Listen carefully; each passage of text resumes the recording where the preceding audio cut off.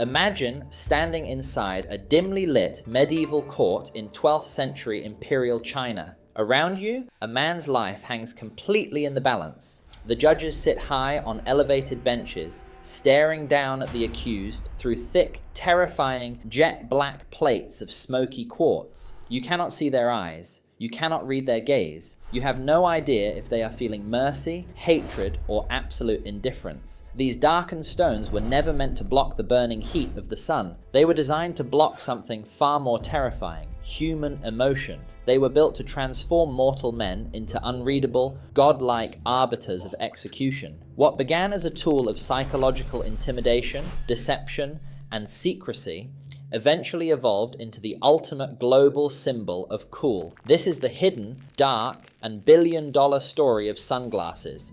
Welcome back to where it began. Today, we are tearing back the curtain on an everyday item sitting on your dashboard or hooked onto your shirt, an object you think you know, but absolutely do not. Over the next 12 minutes, we are going to expose how tinted glass was used as a terrifying tool of judicial torture, how a deadly Arctic survival necessity was stolen by global trade empires, and how a bitter patent war between eccentric inventors turned a cheap boardwalk souvenir into a world-dominating medical and fashion monopoly worth over $80 billion.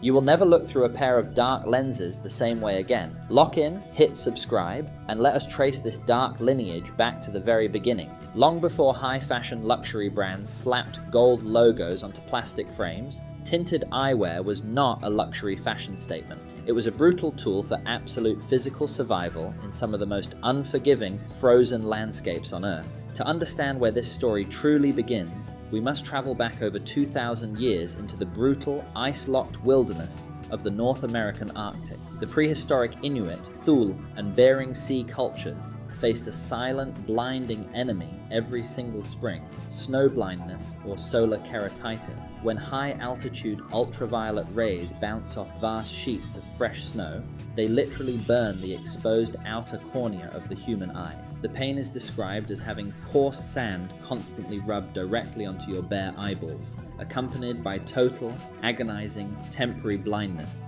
To combat this blinding environmental hellscape, ancient Arctic hunters created the true primitive ancestors of sunglasses. They did not have access to transparent glass or dark chemical dyes. Instead, they took raw walrus ivory, caribou antlers, driftwood, and bone, meticulously carving them into flat, curved strips that fit tightly against the contours of the human face. Across the center of these bone masks, they slit paper-thin horizontal grooves using sharp flint stones. These narrow slits blocked almost 99% of reflected ambient sunlight while focusing light rays directly into the pupil.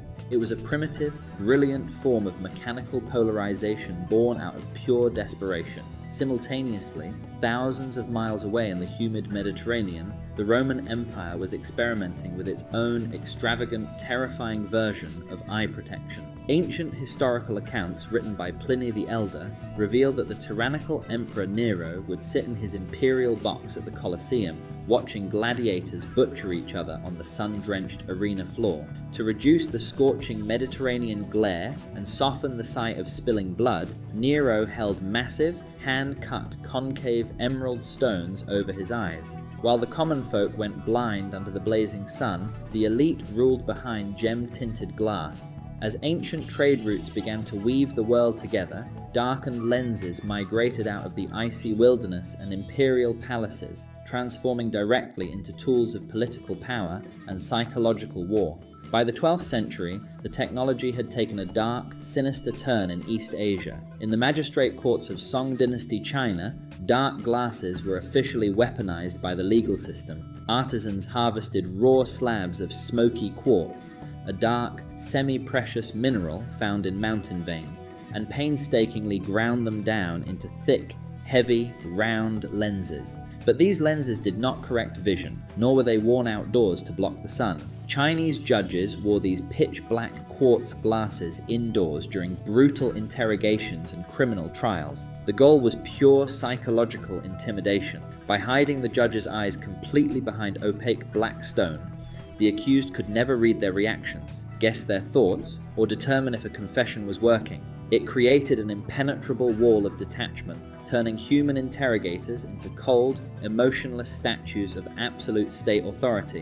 When these darkened quartz designs made their way along the Silk Road into Western Europe during the mid-15th century, European glassmakers completely inverted their purpose. Italian optic masters in Venice began tinting glass with ground cobalt and copper additives, creating green and blue lenses. However, these early European wireframe spectacles were not fashion statements. They were marketed heavily to visually impaired citizens and syphilis patients whose eyes had become violently sensitive to light. Darkened glass had officially transitioned from a tool of judicial terror into a desperate medical necessity. The transformation of dark lenses from crude medical aids into the modern multi-billion-dollar empire we know today required three radical, historic industrial breakthroughs. Shift 1, the visionary pioneer versus the fatal flaw. In the mid-18th century, an eccentric English optician named James Ayscough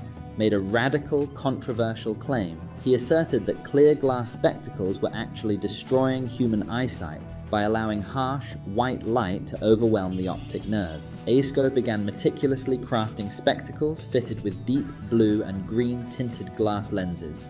His vision was brilliant. He believed tinting could selectively filter out damaging light spectrums. However, his invention suffered a fatal flaw. Ayscough had zero interest in protecting people from the sun. He strictly warned his clients never to wear tinted glass outdoors, falsely believing sunlight was essential for eye health. His revolutionary blue lenses remained locked away in dark medical studies, completely failing to reach the general public for over a century. Shift 2. The military espionage and combat pivot. Everything changed in the late 1920s when military combat ascended into the upper atmosphere. United States Army Air Corps pilots were flying higher than ever before, but they faced a lethal enemy that had nothing to do with enemy aircraft. Blinding high-altitude glare and intense ultraviolet exposure causing severe headaches, nausea, and disorientation during dogfights. Enter Lieutenant General John Macready. After seeing a fellow pilot rip off his fogged-up goggles mid-flight and suffer permanent eye damage from intense solar radiation, Macready teamed up with medical equipment manufacturer Bausch and Lomb. Together, they developed a specialized teardrop-shaped lens tinted with a dark green chemical glaze designed specifically to banish rays of harmful light. They named the brand Ray-Ban. The iconic aviator was born, a precision military tool engineered specifically for high-altitude aerial warfare. Shift 3, the accidental synthetic discovery. While Ray-Ban captured the military market, sunglasses remained ridiculously expensive and fragile because they relied entirely on hand-ground mineral glass. The true mass production miracle happened in a dusty Harvard physics laboratory in 1928. A 19-year-old brilliant college dropout named Edwin Land invented the world's first synthetic polarizing sheet. By embedding billions of microscopic herapethite crystals oriented in the exact same direction inside a clear synthetic polymer stretch film, Land created a material that could instantly cancel out horizontal light glare. Land founded the Polaroid Corporation. For the first time in human history, high-performance polarized dark lenses could be mass-produced for pennies. Suddenly, dark glasses flooded boardwalks, beaches, and gas stations across the globe. To truly understand how deep this object's dark history runs, we have to look at 5 shocking facts buried deep within the historical archives. First, early Hollywood movie stars did not start wearing dark sunglasses outdoors to hide from raving fans or aggressive paparazzi. In the early 1920s, movie sets were lit by terrifyingly harsh arc lamps that emitted massive amounts of unfiltered ultraviolet radiation.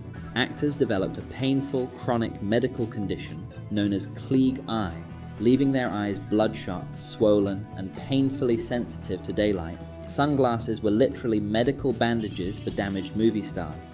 Second, during World War II, dark sunglasses became a key psychological tool of military dominance. General Douglas MacArthur famously wore dark, teardrop aviators with a corncob pipe not just for protection, but because dark lenses prevented enemy commanders and journalists from reading his eyes, projecting an aura of cold, unflinching, military, absolute authority. Third, the term polarized was initially classified as a potential national defense secret by the United States government during World War II, as synthetic polarizers were secretly used to create anti-glare periscopes, bomb sights, and secret night vision filters for Allied sniper rifles. Fourth, long before UV blocking coatings were invented in the mid-20th century, wearing cheap dark glass lenses was actually vastly more dangerous than wearing no glasses at all. Dark tint causes your human pupils to dilate wider to let in light, but without proper UV filters, wide open pupils get blasted with concentrated destructive ultraviolet radiation, causing accelerated cataracts and permanent blindness. Today, what began as carved walrus bone and ground, smoky quartz has exploded into a gargantuan, highly controlled global monopoly. Over 800 million pairs of sunglasses are manufactured every single year, driving a global eyewear industry valued at over $85 billion. Remarkably, a massive percentage of the world's top luxury brands, Ray-Ban, Oakley, Persol, Oliver Peoples, and custom designer frames, are secretly owned and produced under one single dominant Italian corporate giant, Essilor Luxottica. They dictate global market prices, material design, and optical distribution across the entire planet, and the evolution is far from finished. We are currently witnessing sunglasses transition into high-tech cybernetic interfaces. Today's frames are embedded with directional open-ear acoustic speakers, micro cameras, ultra-light heads-up displays, and real-time AI computer vision that overlays digital data directly over the physical world. In 50 years, sunglasses will no longer be external plastic accessories. They will evolve into auto-dimming smart contact lenses or bio-integrated neural optical implants that automatically tune out solar radiation, record biological memory streams, and grant humans night vision capability. For over 2,000 years, humanity's relationship with dark lenses has mirrored our unending drive to master the natural world and control how others perceive us. We carved bone in frozen tundras to survive, ground dark mountain stones in imperial quartz to project absolute power, and engineered synthetic polymers to conquer the high skies. The simple act of darkening a lens transformed a physical human vulnerability into the ultimate symbol of privacy, authority, and identity. So the next time you slide on a pair of dark sunglasses, ask yourself one question. Are you wearing them to shield your eyes from the sun, or are you wearing them to hide who you really are from the world? If you found this story fascinating, smash the like button, hit subscribe to where it began, and drop your thoughts in the comments below. Next week, we are diving deep into the dark, secret history of the world's most dangerous everyday household chemical. You do not want to miss it. Stay curious, and we will see you in the past.